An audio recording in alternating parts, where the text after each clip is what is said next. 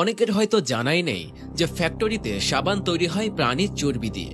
সাবান তৈরির পেছনের অপ্রিয় এই সত্যটি জেনে অনেকে আর সাবান ব্যবহার করতে চান না। কিন্তু চর্বি তো কঠিন বস্তু, প্রশ্ন আসতেই পারে এটিকে কিভাবে সাবানে পরিণত করা হয়।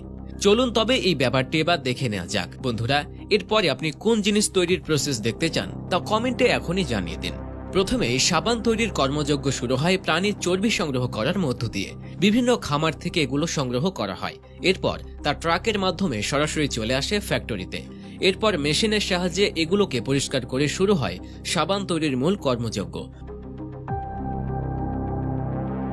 সবার প্রথমে একটি উত্তপ্ত পাত্রে বিভিন্ন প্রাণীর চর্বি এবং ভেষজ তেলের সাথে সোডিয়াম হাইড্রোক্সাইডে যুক্ত করা হয়। এরপর এর সাথে পরিমাণ মতো ক্ষার এবং খানিকটা পানি মেশানো হয়। বেশ কিছু সময় ধরে এগুলো মিশ্রিত হওয়ার পর মিশ্রণটিকে শীতল করে ফেলা হয়। ফলাফল হিসেবে ওই পদার্থটি ঠান্ডা হয়ে জমাট বাঁধে এবং এটি অনেকটা ফোমের মতো হয়ে যায়। এই পর্যায়ে পদার্থগুলোকে বড় একটি রোলারের মাধ্যমে পিষে মিহি করে নেওয়া হয়। এরপর প্রাপ্ত মিশ্রণটিকে আবারও একটি মেশিনের মধ্যে ঢেলে দেওয়া হয়। এখানে যতটা সম্ভব মিশ্রণটিকে নরম করে নেওয়া হয় এবং বাইরে বের করে পরবর্তী ধাপের জন্য অন্য একটি জায়গায় পাঠিয়ে দেওয়া হয়। সোডা এবং ফ্যাট কিছুটা সময় ধরে ভালোভাবে মেশানোর পর এর মধ্যে হলদে এক প্রকার পানি মেশানো হয়। ঠিক 18 মিনিট মেশানোর পর তরল এই মিক্সারটি অনেক ঘন হয়ে আসে।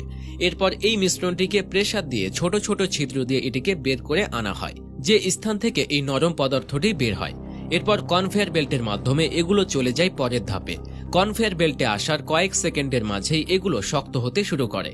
এবার এগুলোকে পিষে ফেলার জন্য দুটি রোলারের মাঝখানে ফেলা হয়, আর এখানে পেশার পর কনভেয়ার বেল্টের অপর পাশ থেকে বের হয়ে আসে পাতলা রিবনের মতো দীর্ঘ রোল। এই রোলগুলো বের হওয়ার সময় সেখানে থাকা লম্বা কাঁচের মতো বস্তু শক্ত পদার্থটিকে কেটে দেয়। ঠান্ডা হওয়ার পর একটি ডাইং মেশিনে এই মিশ্রণটিকে কমপ্রেস করে। মেশিনের ভেতর থেকে চাপ আসার ফলে অন্য প্রান্ত দিয়ে সাবানের বড় বড় রোল বের হয়ে আসে। এক পর্যায়ে স্বয়ংক্রিয় একটি মেশিনের সাহায্যে সাবানের ওই রোলগুলোকে ছোট ছোট আকারে কেটে নেওয়া হয়। পূর্বের ফ্যাক্টরিতে এই কাজটি অবশ্য মেশিনের সাহায্যে করা হতো না।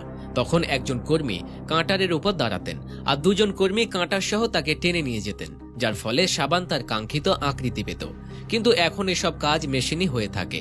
সাবান সঠিক মাপে কাটা হয়ে গেলে এবার সেখানে সঠিক আকৃতি দেবার পালা।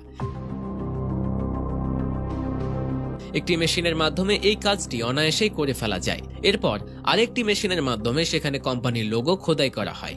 সবশেষে প্রত্যেকটি সাবানকে আলাদা আলাদাভাবে পরীক্ষা করে বিক্রি উপযোগী সাবানগুলোকে প্যাকিং এর জন্য পাঠিয়ে দেওয়া হয়।